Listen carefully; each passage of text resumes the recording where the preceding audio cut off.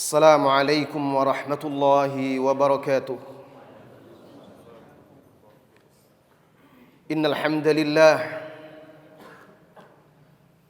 نحمده ونستعينه ونستغفره ونعوذ بالله من شرور أنفسنا وسيئات أعمالنا. من يهده الله فلا مضل له ومن يضلل فلا هادي له. أشهد أن لا إله إلا الله وحده لا شريك له وأشهد أن محمدا عبده ورسوله صلى الله عليه وعلى آله وأصحابه ومن سار على نهجه وتمسك بسنته إلى يوم الدين. أما بعد. Jamaah salat subuh yang semoga senantiasa dirahmati dan diberkahi oleh Allah Subhanahu wa taala.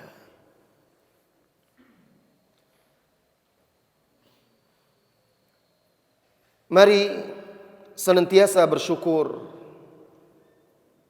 memperbanyak puja dan puji kita kepada Allah Subhanahu wa taala.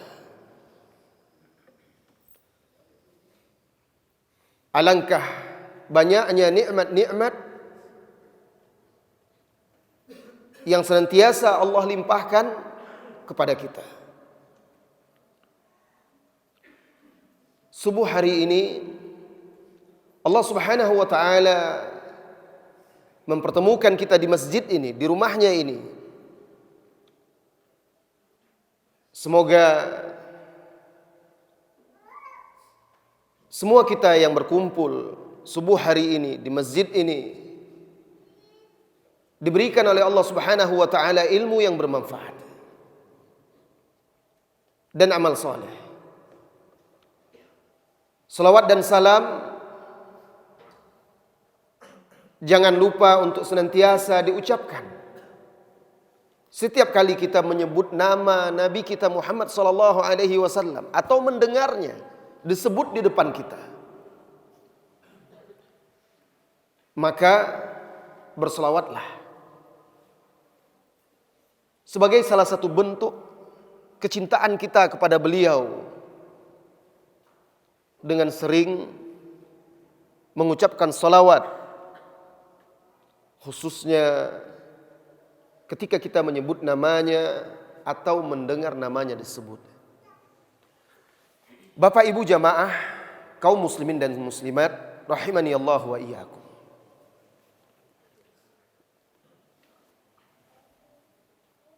Ketika kita akan membangun atau mendirikan sebuah bangunan agar ia menjadi bangunan yang kokoh dan kuat, maka pastilah kita mulai dengan pondasi yang kuat pula. Kita pilih tempat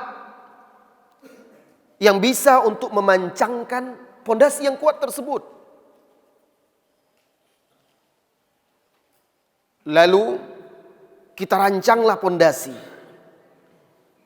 agar nanti bangunan tersebut kuat, kokoh, tahan terjangan badai, goncangan gempa. Demikianlah ketika kita ingin membangun umat ini. Anak-anak adalah salah satu bagian dari umat ini. Bagian dari bangunan ini. Yang kelak diharapkan melanjutkan. Menjadi generasi yang akan melanjutkan untuk menjaga, untuk mengembalikan kejayaan umat Islam, kemuliaannya, memperkokoh bangunannya. Oleh karena itu, wahai Bapak Ibu jemaah semuanya, pendidikan anak di dalam Islam sangat diperhatikan, khususnya pendidikan akidah sang anak. Karena akidah adalah landasan, pondasi, di atasnya lah ditegakkan amal soleh. Akhlak yang mulia, budi pekerti yang tinggi, amal soleh, ibadah, kebaikan-kebaikan, semuanya itu tumbuh, besar dan bercabang dari landasan akidah yang kuat dan benar. Kaum muslimin dan muslimat. Oleh karena itu, subuh hari ini kita beri judul, pertemuan kita ajarkan anak-anakmu akidah atau tauhid. Kebutuhan kita kepada akidah sejatinya melebihi kebutuhan kita kepada makanan. Bagaimana kalau seandainya sehari, 2 hari, 3 hari atau lebih kita tidak mendapatkan makanan? Tidak ada asupan makanan pokok. Badan kita menjadi lemah, mudah terserang penyakit. Nah, akidah itu kehidupan bagi jiwa kita, bagi hati kita, bagi ruh kita. Ia membutuhkan asupan akidah itu. Bahkan akidah itulah hidup dan matinya di dunia ini. Bagaimana seseorang hidup tanpa akidah, tanpa tauhid? Lihatlah anak-anak di zaman sekarang, Pak, Bu.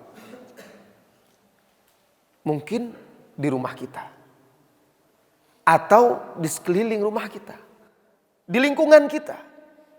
Anda, saya, kita semua bisa menyaksikan bagaimana kehidupan anak-anak generasi di zaman sekarang. Mulai dari yang kecil, kemudian remaja, dan seterusnya. Lihatlah. Mereka tidak tahu apa tujuan hidup mereka. Tidak tahu harus seperti apa dan bagaimana dalam hidup ini. Apa yang harus dilakukan. Karena tidak memiliki akidah.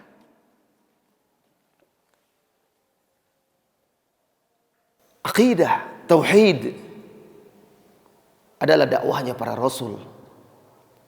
Bahkan semua rasul alaihimussalatu wassalam diutus oleh Allah Subhanahu wa taala untuk mengajak manusia mentauhidkan Allah.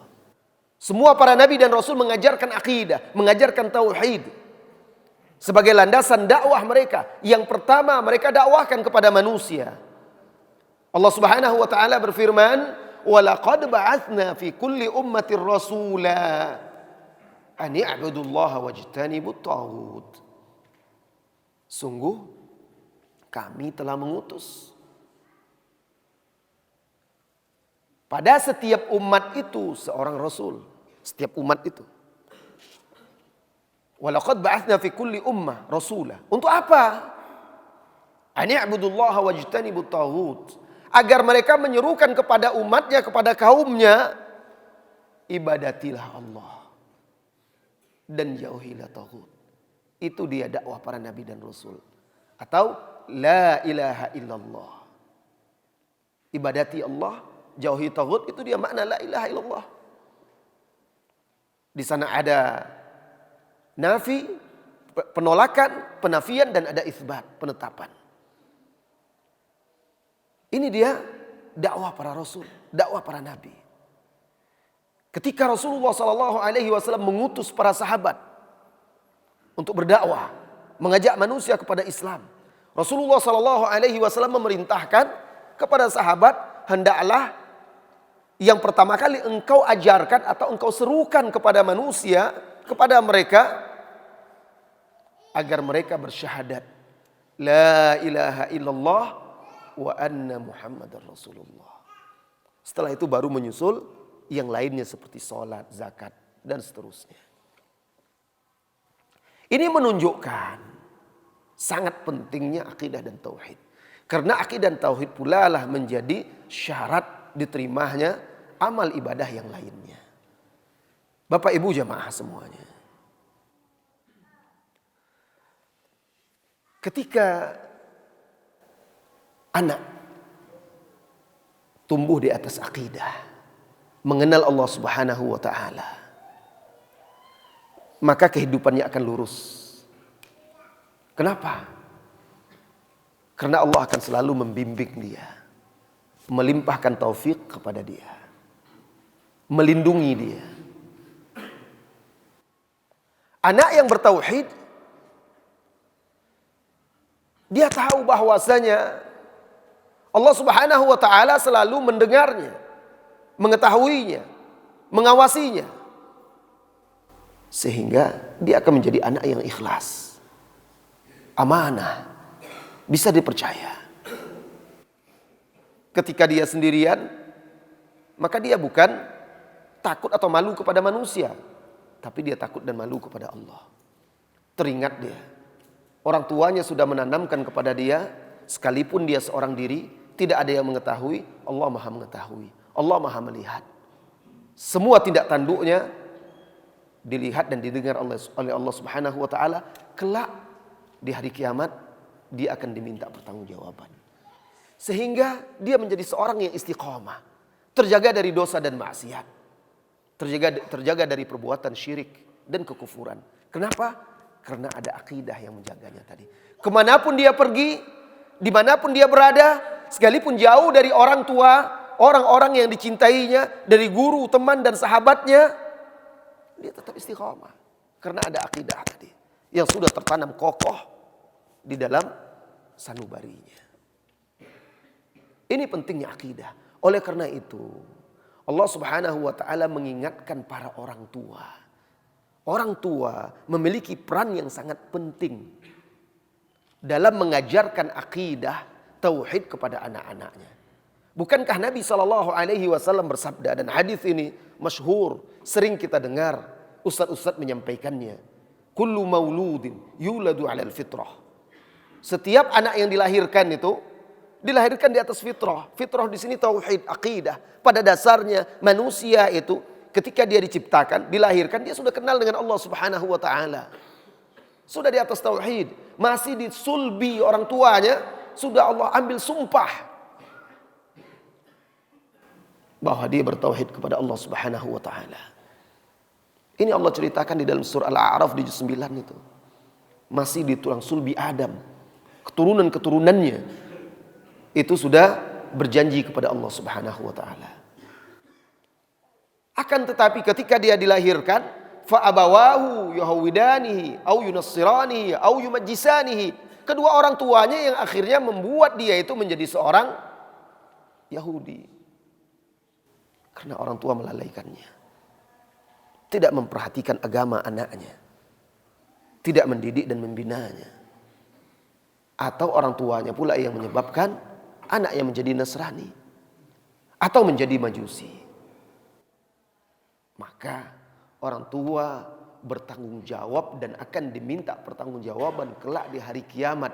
Apakah dia benar-benar sudah menanamkan agama, akidah kepada anaknya atau tidak.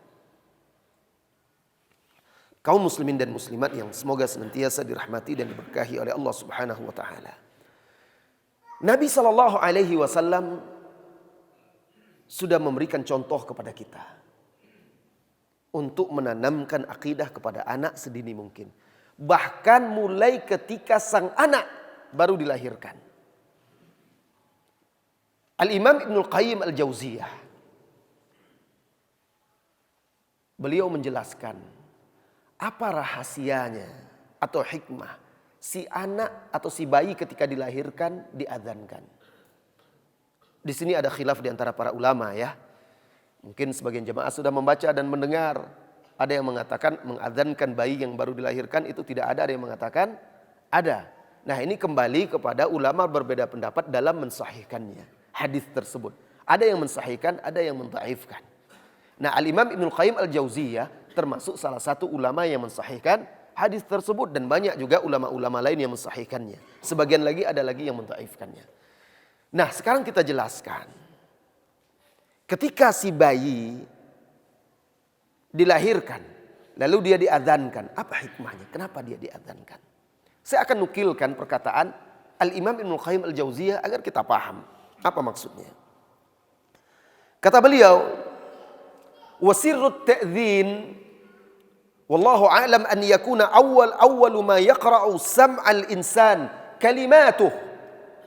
Rahasia diadzankannya bayi, Allahu a'lam, yaitu agar kalimat pertama yang menembus telinganya, masuk ke jiwanya, yaitu kalimat-kalimat Allah Subhanahu wa taala. Al-mutadamminah, kalimat-kalimat yang mengandung likibriya'ir rabbi wa 'azamatihi, yang mengandung keagungan kebesaran Rabb, wasyahadah, dan juga syahadat. Di dalam azan ada syahadat la ilaha illallah dan Muhammadur Rasulullah. Allati awwalu ma yadkhulu biha al-Islam. Syahadat yang merupakan perkara pertama yang menjadi gerbang seseorang itu masuk ke dalam Islam. Fakana dzalika katalqini lahu syiarul Islam 'inda dukhulihi ila dunya. Nah, seolah-olah ketika si bayi itu diadzankan, seolah-olah dia ditalkinkan dengan syahadat ini ketika pertama kali dia datang ke dunia. Sebagaimana nanti dia ketika akan meninggalkan dunia ini juga ditalkinkan saat sakarat. Ditalkinkan, fulan ucapkan la ilaha illallah. Jadi dia mengawali hidupnya di dunia dan mengakhirinya dengan kalimat tauhid yang merupakan pokok dari akidah itu. Kemudian kata beliau juga, dan juga di dalam azan itu terkandung makna, yaitu bahwa dakwah pertama yang diterima oleh anak itu, yang didengarnya adalah dakwah kepada agama Allah, dakwah kepada Islam, dakwah untuk beribadah kepadanya, kepada Allah yang terkandung di dalam azan tersebut. Sehingga mendahului seruan-seruan syaitan. Apa kata beliau? Antakuna da'watuhu ila Allah Ta'ala wa ila dinihi al-Islam wa ila ibadatihi sabiqatan ala da'wati syaitan. Sabiqah, lebih awal daripada dakwah syaitan, karena mereka masih di atas fitrah ini. Sebelum syaitan sempat untuk mengajaknya, menyerunya, menghasutnya, maka didahulukan ajakan kepada Islam. Nah, ini hikmahnya. Ini menunjukkan bahwasanya dengan pendapat ulama, berdasarkan pendapat ulama yang mensahihkan hadis tersebut, menunjukkan bahwa Islam sudah memulai penanaman akidah sedini mungkin, bahkan ketika sang anak baru dilahirkan. Kaum muslimin dan muslimat yang semoga senantiasa dirahmati dan diberkahi oleh Allah Subhanahu wa taala. Kalau kita melihat para nabi dan rasul sebelum Nabi Muhammad sallallahu alaihi wasallam, mereka juga seperti itu. Selalu memperhatikan dakwah dan akidah kepada anaknya. Dan mereka tidak pernah jemu, tidak pernah bosan untuk menyeru dan mengajak anaknya. Lihatlah Nabi Nuh. Baca kisahnya di surat Hud di juz 12 itu. Bagaimana Nabi Nuh berusaha menyelamatkan anaknya, menyelamatkan akidahnya. Sampai detik-detik terakhir ketika air sudah hampir menenggelamkan bumi, Nabi Nuh dan orang-orang yang beriman pun naik ke atas kapal. Tampaklah anak Nabi Nuh lari ke gunung.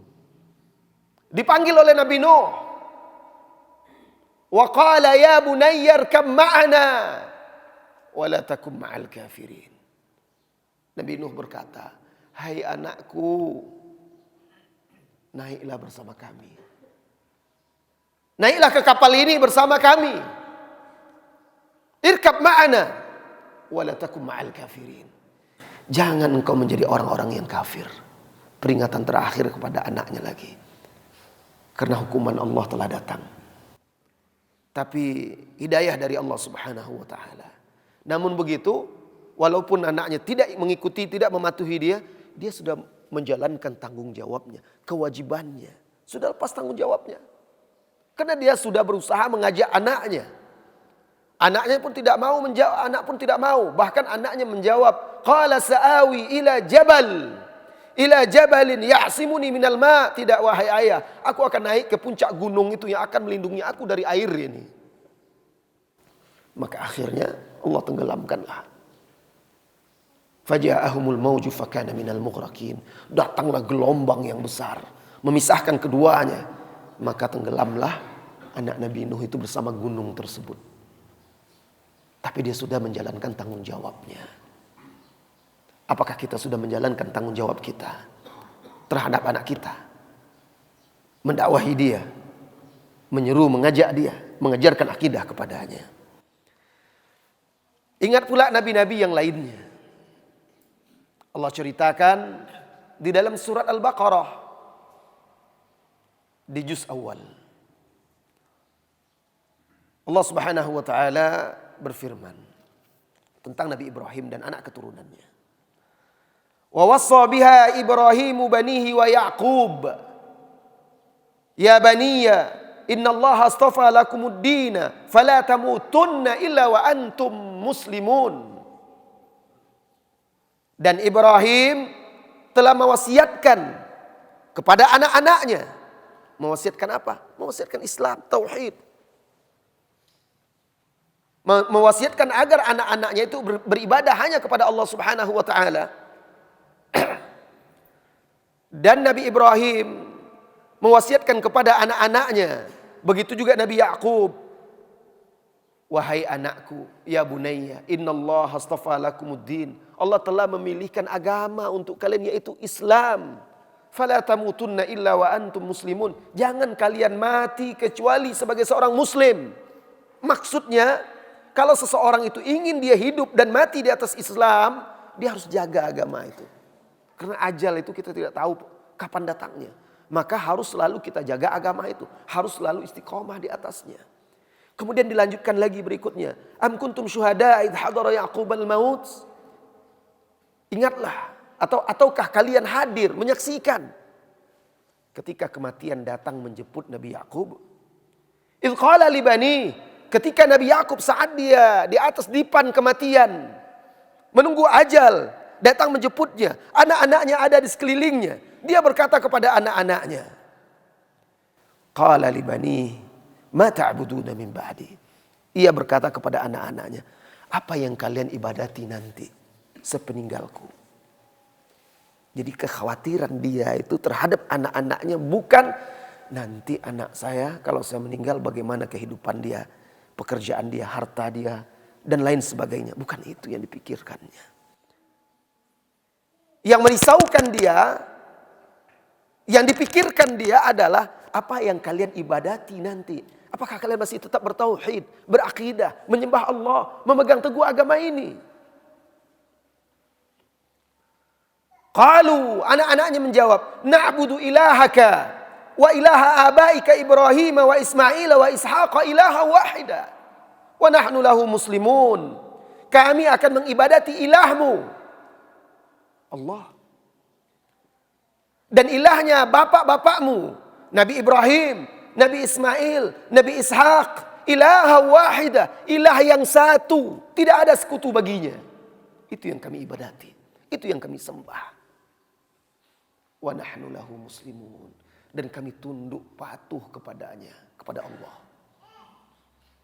Ini wasiat orang tua kepada anak. Cuma Pak Bu orang tua di zaman sekarang. Lebih cemas anaknya tidak mendapatkan dunia, merugi dunia daripada merugi akhirat. Cobalah lihat diri kita.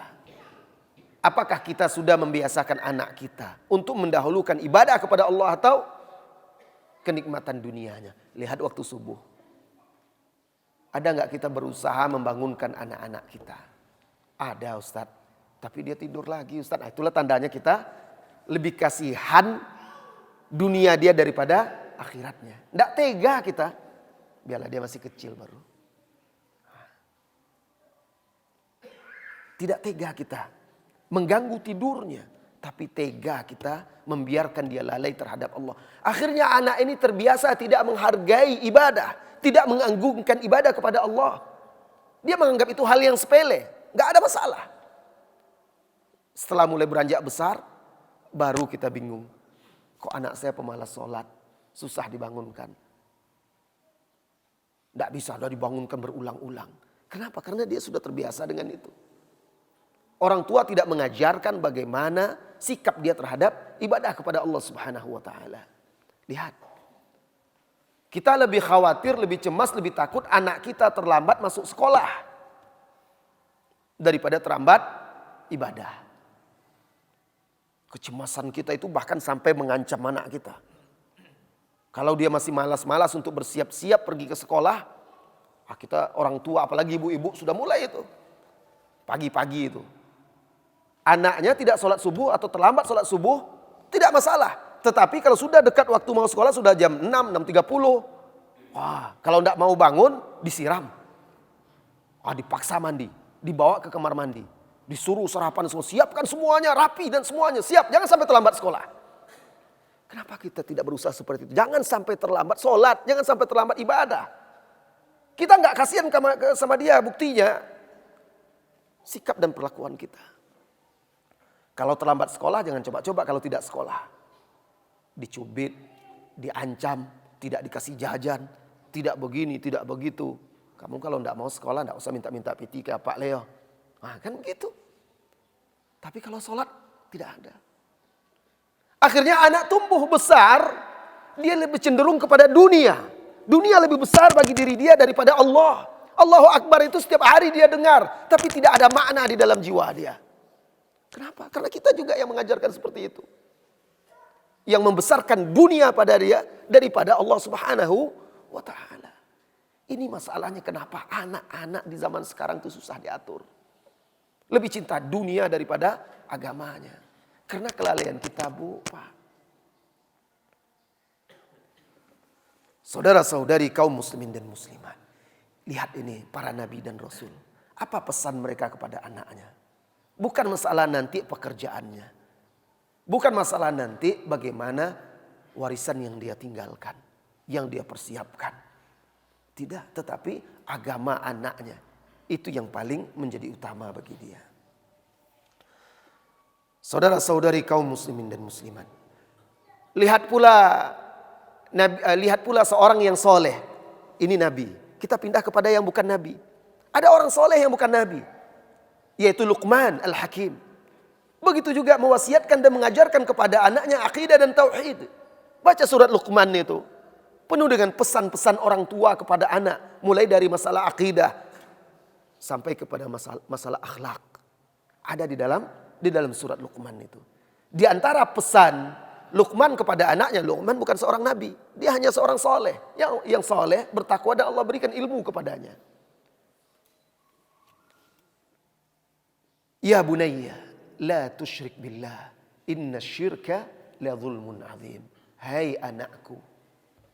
Kalau dalam bahasa Arab, memanggil anak dengan ungkapan ya bunayya, itu menunjukkan kasih sayang, kedekatan. Nah ini juga menunjukkan dia mengajarkan akidah itu dengan cara yang baik. Dia mulai dahulu bagaimana supaya anak bisa dekat dengan dia.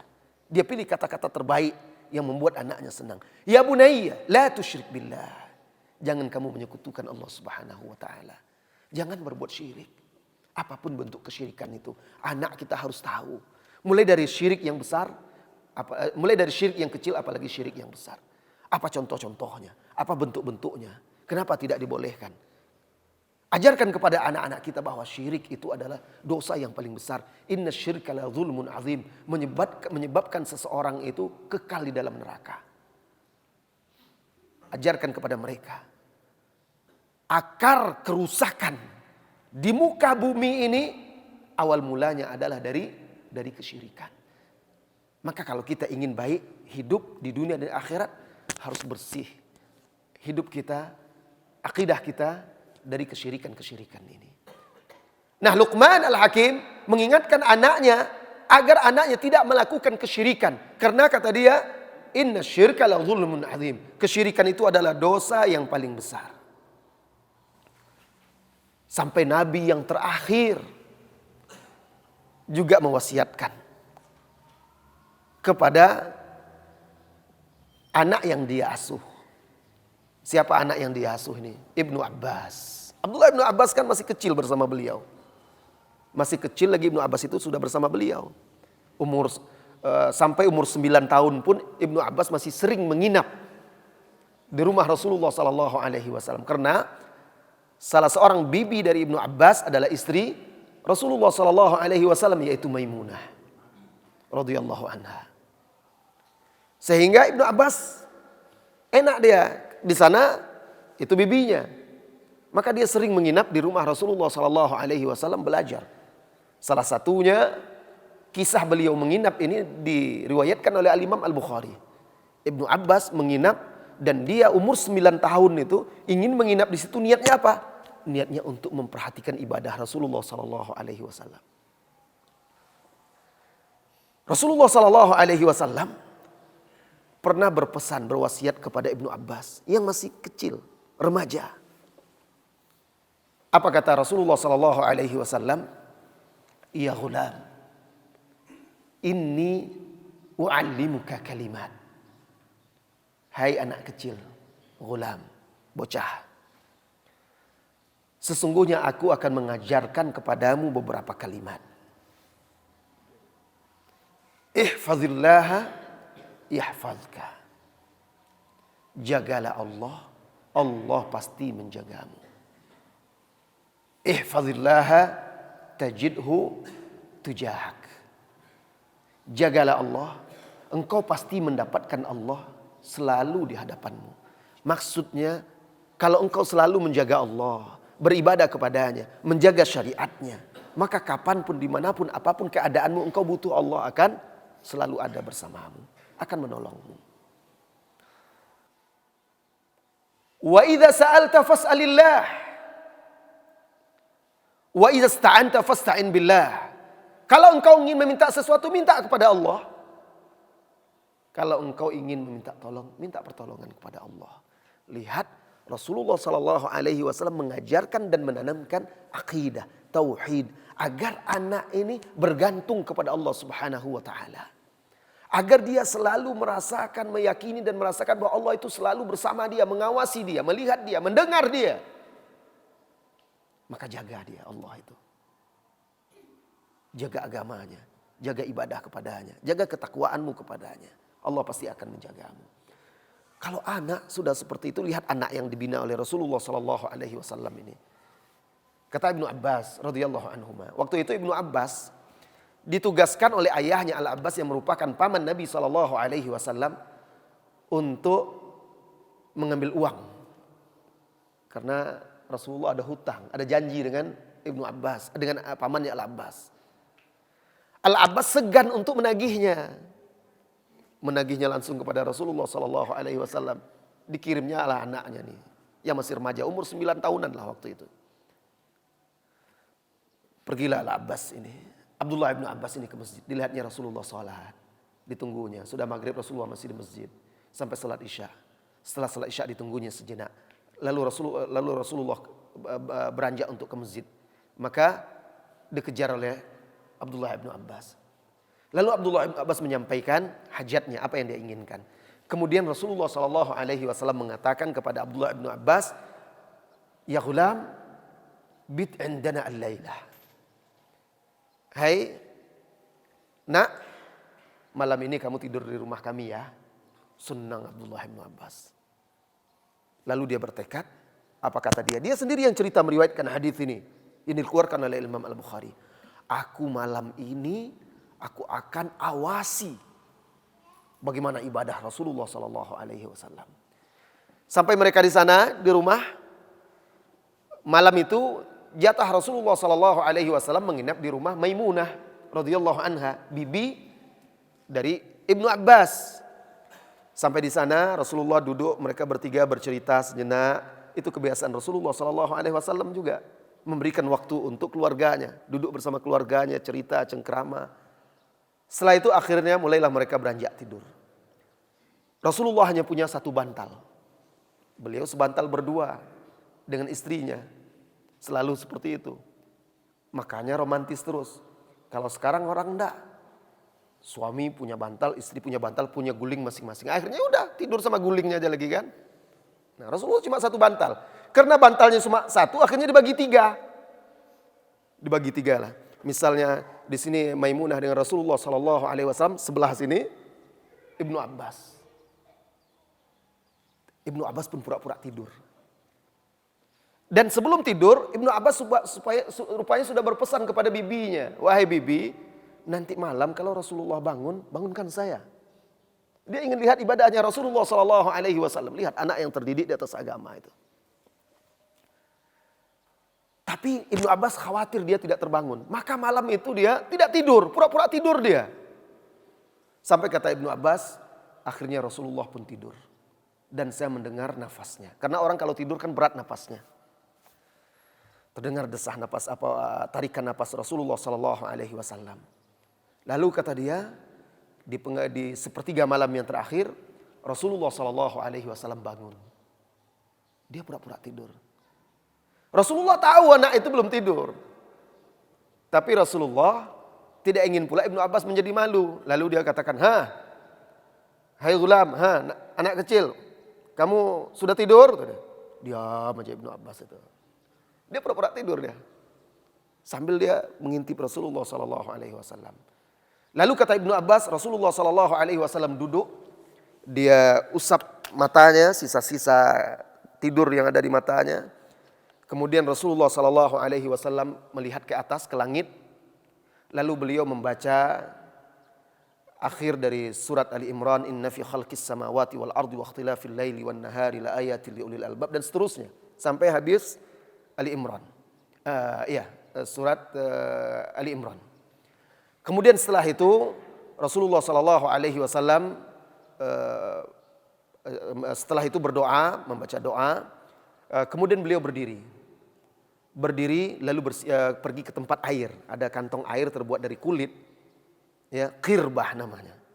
Mungkin kalau orang kita gerabah katanya. Yang diletakkan digantung di dinding. Rasulullah SAW mengambil itu, lalu beliau bersiwak, kemudian berwudu. Semua itu diperhatikan oleh Ibnu Abbas. Pura-pura tidur.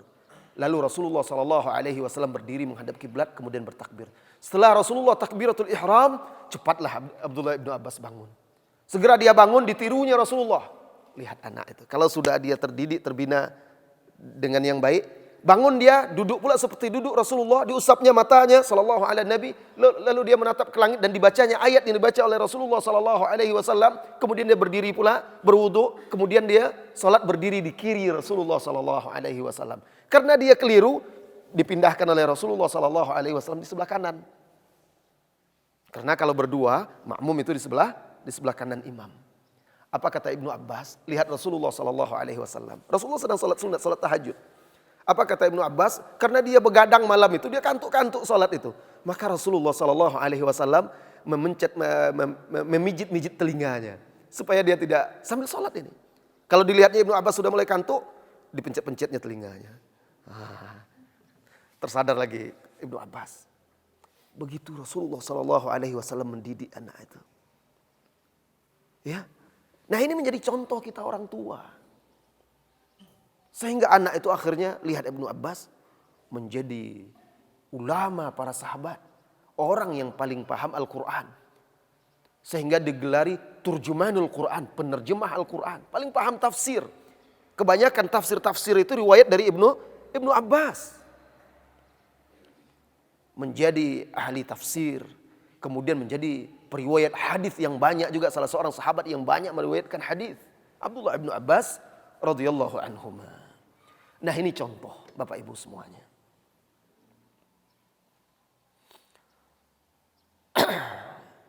Bapak Ibu jamaah yang semoga senantiasa dirahmati dan diberkahi oleh Allah Subhanahu wa taala.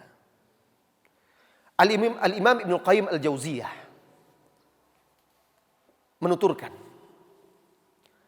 "Faman ahmala ta'lima waladihi ma yanfa'uh." Barang siapa yang melalaikan pendidikan pengajaran anaknya, apa-apa yang bermanfaat bagi anaknya tersebut, wa tarakahu, dan meninggalkan anaknya tersia-sia, sudah, artinya dibiarkan, dilalaikan. Barang siapa yang melalaikan pendidikan agama anaknya atau yang bermanfaat bagi anaknya dan membiarkannya sia-sia, faqad asaa ghayatal isaah. Sungguh orang tua ini telah melakukan keburukan yang sangat buruk. Wa aktsarul aulad innama jaa fasaduhum min qibalil aba wa ihmalihim wa tarki ta'limihim faraiduddin wa sunanihi. Dan kebanyakan kerusakan anak-anak itu penyebabnya adalah orang tua yang melalaikan anak-anaknya, membiarkan anak-anaknya tanpa diajarkan faraiduddin, perkara-perkara yang fardu di dalam agama. Yang pertama kali yang fardu adalah akidah, kemudian rukun Islam, salat dan seterusnya. Karena orang tua melalaikan anaknya dalam hal ini dan juga sunnah-sunnahnya, melalaikan mengajarkan sunnah-sunnah kepada anaknya. Fa'adha'uhum sighara falam yantafi'u bi anfusihim. Mereka sia-siakan anaknya di waktu kecil sehingga setelah besar mereka pun tidak mendapatkan manfaat dari anaknya. Jadi, ketika melihat anak kita susah diatur, harusnya yang pertama jangan kita katakan, saya udah capek mendidik anak ini. Sudah susah saya Ustaz, semua cara sudah saya usahakan Ustaz, tapi anak saya enggak juga mau diatur. Koreksi diri kita dulu. Apakah betul kita sudah maksimal mengajarkan agama pada anak kita? Betul, kita menyekolahkan dia ke pesantren. Sebagian orang memasukkan anaknya sekolah-sekolah agama, lalu dia berkata, kami pokoknya Ustadz 100% kami serahkan anak kami bulat-bulat kepada Ustadz. Enggak bisa. Anda orang tuanya, ayahnya, ibunya punya tanggung jawab terhadap anak itu. Walaupun anak kita sekolah di pesantren, harus tetap kita bimbing, kita arahkan. Kita pantau perkembangannya. Dan juga kita menjadi contoh bagi dia ketika di rumah. Kebanyakan kerusakan anak-anak karena kelalaian orang tua. Kenapa? Karena kami mengelola pesantren. Anak-anak yang berkasus umumnya karena orang tua melalaikan pendidikan anaknya. Merasa sudah cukup anaknya, kalau sudah pesantren sudahlah, lepas tanggung jawab udah. Tidak, Allah akan tanyakan kelak di hari kiamat.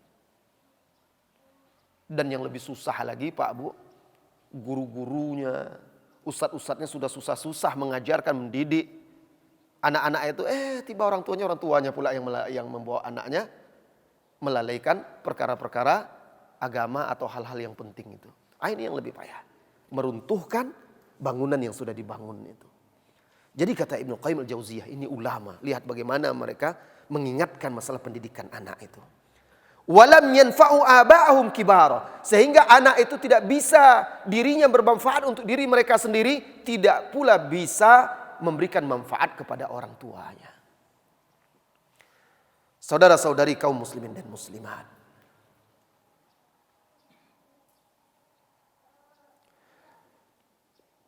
mengajarkan anak-anak akidah yang sahih sedari kecil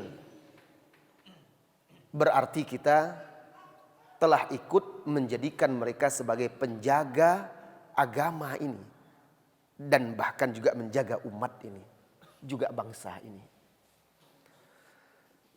Al-A'mash, seorang imam besar ahli hadis, dia mengajar anak-anak kecil. Anak kecil banyak belajar sama dia. Padahal ulama besar itu imam besar. Sebagian orang sekarang kan kalau ustadz agak, kalau anak kecil pula yang dia berinya ke kita untuk mengajar. Agak sedikit jaga-jaga image dia. Masa anak kecil yang diberikan kepada saya? Tidak, anak kecil ini penting sekali. Jadi ketika itu orang melihat anak kecil banyak di dekat A'mash ini. Kemudian orang bertanya kepada dia, haula il ghilman haula. Hai imam, ngapain anak-anak kecil itu di sekelilingmu? Kok banyak sekali di dekatmu? Ini imam besar. Ulama besar. Apa kata Al-Amash kepada orang itu? Uskut, diam. Haula'i yahfadzuna 'alaika amra dinik. Mereka itulah yang kelak akan menjaga agamamu. Inilah perhatian ulama terhadap pendidikan anak-anak. Diam. Karena ada orang yang kok imam ini kok malah dengan anak-anak kecil dia yang diajarnya. Mereka inilah haula'i yahfadzuna 'alaika amra dinik, yang kelak di masa depan akan menjaga agamamu. Saudara-saudari kaum muslimin dan muslimat. Kemudian juga yang menyebabkan para orang tua kita harus memperhatikan masalah akidah ini, mengajarkan masalah akidah kepada anak-anak, karena banyaknya racun-racun yang meracuni anak kita, meracuni agama, akidah, ibadah, akhlak mereka. Tontonan dan tayangan game-game yang dimainkan oleh anak-anak kita merusak akidah mereka.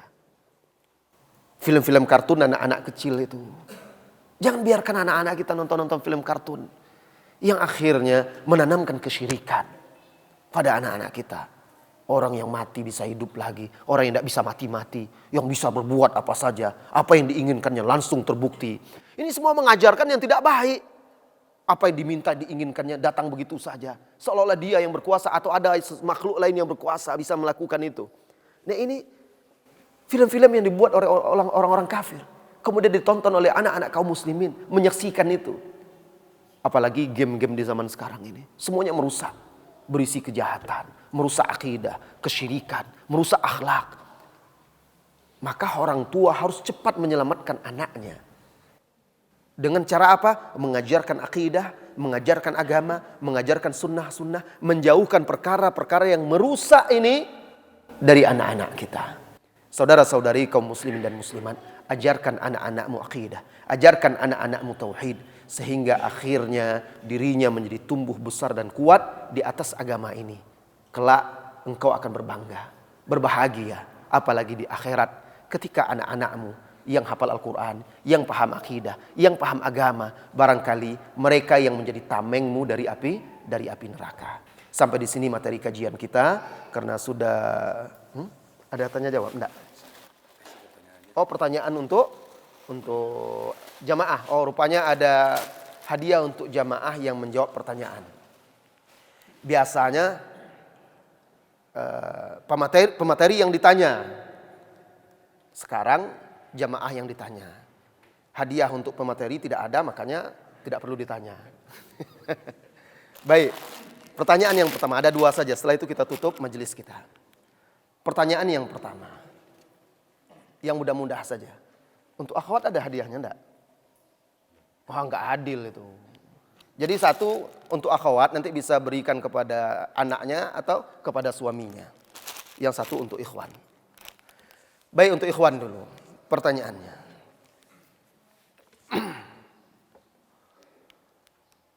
Apa yang susah ya? Kita cari yang susah. Saya akan cari pertanyaan yang susah karena hadiahnya jubah ini. Oh ya. Di surat apa? Firman Allah Subhanahu wa taala, Am kuntum syuhada a'idh hadara Ya'qubal maut. Antum panitia atau enggak?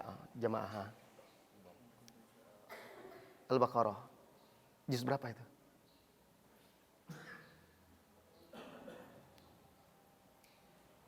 Sudah betul jawabannya. Ya, juz 1. Juz 1.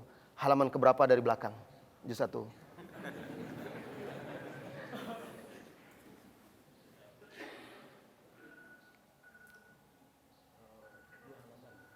Halaman kedua dari belakang, ya. Setelah halaman itu langsung halaman terakhir, dan dia di baris yang bagian agak ke bawah sedikit. Silakan, masya Allah. Dapat pula lagi tambahan kopiah. Baik, untuk akhwat lagi, untuk ibu-ibu ya, nanti bisa dihadiahkan kepada anaknya atau juga kepada suaminya nanti. Pertanyaannya.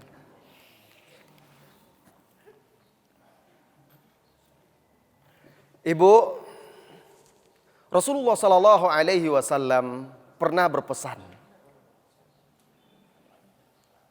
Ya ghulam, inni u'allimuka kalimat. Nak, sesungguhnya aku akan ajarkan kepadamu beberapa kalimat. Kepada siapa Rasulullah pesan berwasiat ini? Yang di belakang dulu Bu, maaf dulu angkat tangan ya, silakan. Ya, Ibu ya. Ibnu Abbas radhiyallahu anhuma. Ahsanti, betul ya. Nanti silakan ambil hadiahnya kepada panitia dan silakan berikan kepada anaknya atau suaminya, mudah-mudahan bermanfaat, digunakan untuk ibadah, untuk sholat. Ya, jadi Ibnu Abbas radhiyallahu anhuma. Ini hadis yang sangat masyhur sekali, bagus sekali, diajarkan kepada anak kita, disuruh anak kita menghafalnya, dihafalkan, diulang-ulang sehingga terpatri di dalam hati mereka. Baik Bapak Ibu jamaah semuanya. Akhirnya sampai kita di penghujung pertemuan kita. Mudah-mudahan Allah Subhanahu wa taala meneguhkan kita di atas agamanya dan juga menumbuhkan anak-anak kita di atas akidah yang benar, di atas agama dan manhaj yang lurus. Wassallallahu wasallam ala nabiyyina Muhammadin walhamdulillahirabbil alamin. Assalamualaikum warahmatullahi wabarakatuh.